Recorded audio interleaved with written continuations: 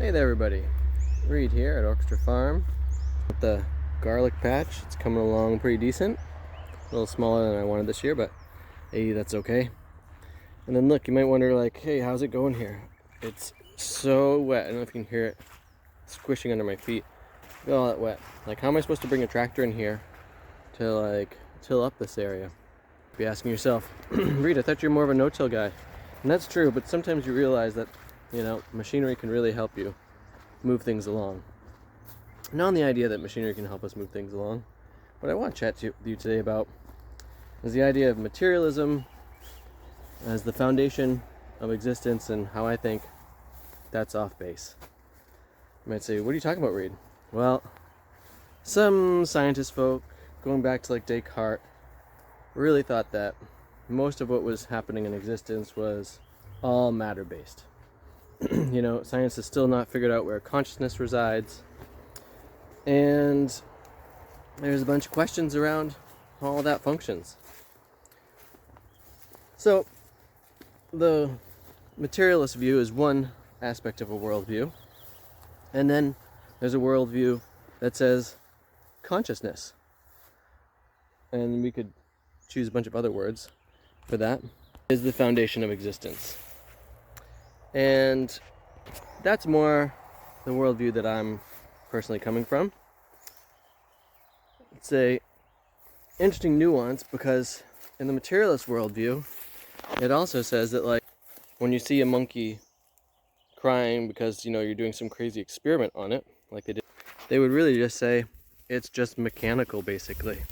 It's not really feeling like a human feels, and there's no reason to be like concerned for that creature and stuff.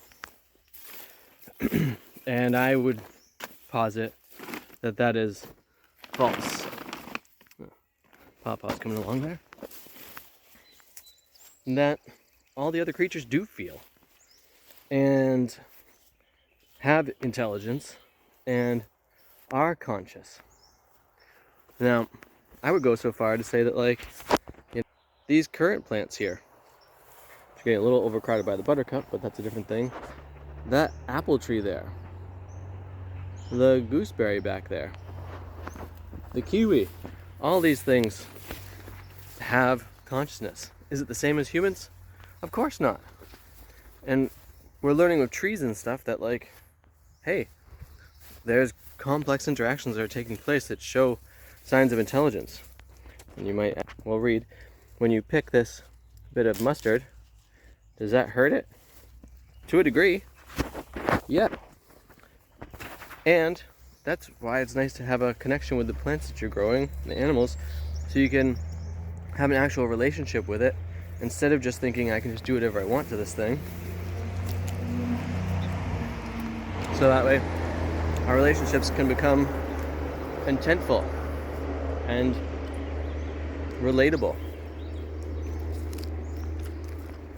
Otherwise, it seems like we wind up with an extraction-based society that leads to the destruction of the world as a whole, which does include our own species. That's spicy. Whew. And so, I've noticed this come forward in a bunch of different ways. Like, you know, I was listening to a podcast and they started talking about Reiki and it being a sham. And don't get me wrong, I think if you're charging, you know, $100 or whatever for a session and such, that like that's a little ridiculous, because I think healthcare needs to be for everybody. And it's really about gaining the power inside yourself.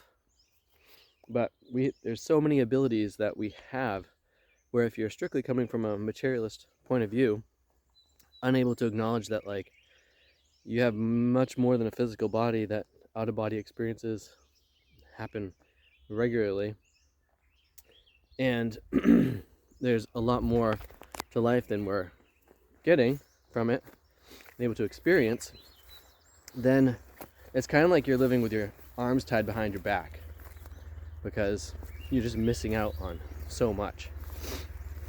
Whereas if you are coming from the mentality that let's say consciousness is the foundation of existence, and that all the things, this blade of grass for instance I'm bending over, is conscious, then there's a lot more meaning that happens in our life. There's a lot more relations that take place. There's a lot more connectivity, and from that space, I personally find it to be a much more deeply interesting and experientially rich life that takes place.